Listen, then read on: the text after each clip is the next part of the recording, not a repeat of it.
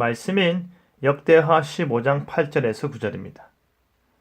아사가 이 말 곧 선지자 오뎃의 예언을 듣고 마음을 강하게 하여 가져간 물건들을 유다와 베냐민 온 땅에서 없애고 또 에브라임 산지에서 빼앗은 성읍들에서도 없애고 또 여호와의 낭실 앞에 있는 여호와의 제단을 재건하고 또 유다와 베냐민의 무리를 모으고 에브라임과 므낫세와 시므온 가운데서 나와서 저희 중에 머물러 사는 자들을 모았으니 이는 이스라엘 사람들이 아사의 하나님 여호와께서 그와 함께 하심을 보고 아사에게로 돌아오는 자가 많았음이더라.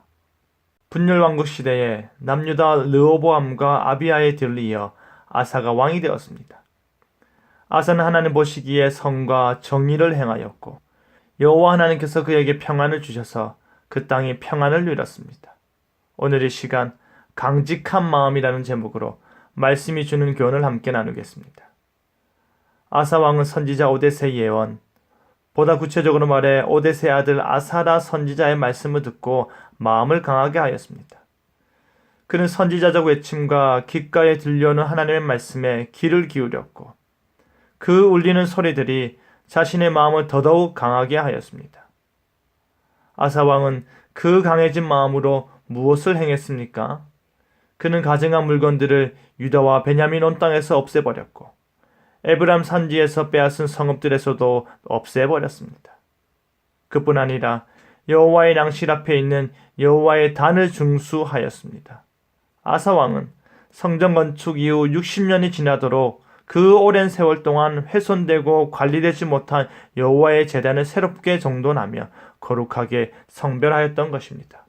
여러분, 아사 왕은 어떻게 그 모든 우상 숭배적이고 가증한 물건들을 그 온 땅에서 제거할 수 있었을까요? 아사 왕은 어떻게 성전의 여호와 제단을 재건할 수 있었을까요? 선지자로부터 선포되는 하나님의 말씀을 듣고 마음을 강하게 하였기 때문입니다.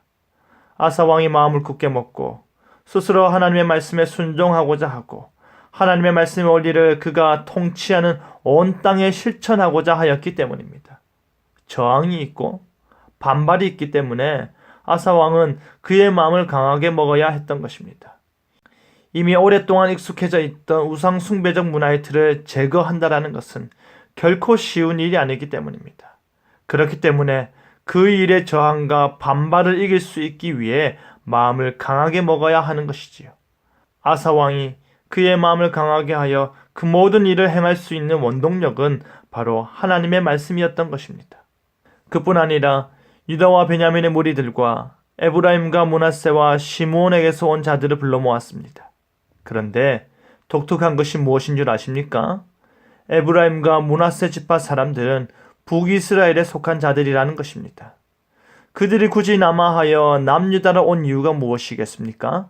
남유다의 아사 왕을 통해 개혁되고 재건되고 있는 상황을 보고 그들의 신앙을 찾아왔던 것입니다. 에브라임과 므낫세 지파 사람들은 하나님 여호와께서 아사 왕과 함께 하심을 보고 신앙의 본을 보고 왔는데 그 사람들이 매우 많았다고 합니다. 여러분, 한번 생각해 보십시오. 지금 분열왕국 이후 그들의 나라는 다른 나라였지 않습니까? 왕도 다르고 제도도 다르고 종교도 다르다 할 수 있었는데 당시에 북이스라엘 사람들이 그들의 신앙을 찾아서 남아하였다라는 것입니다. 결코 쉬운 일이 아니지 않습니까? 자신의 기득권이 다 그곳에 있고 자신의 삶의 흔적들이 다 그곳에 있고 자신의 역사가 다 그곳에 있기 때문입니다.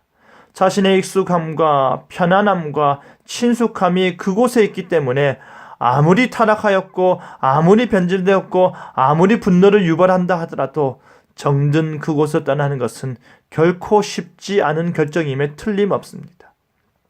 그럼에도 불구하고 그들이 여호와께서 아사 왕과 함께 하심을 보고 그에게 찾아왔다라는 것은 그들이 신앙에 얼마나 큰 관심과 무게를 두고 있는지 우리로 알게 하는 것입니다. 사랑하는 성도 여러분, 우리의 삶이 진정 신앙이 중심이 되고 우리의 삶이 보다 나은 신앙생활을 기대한다면 우리 역시도 하나님의 말씀을 듣고 우리의 마음을 강하게 해야 할 것입니다.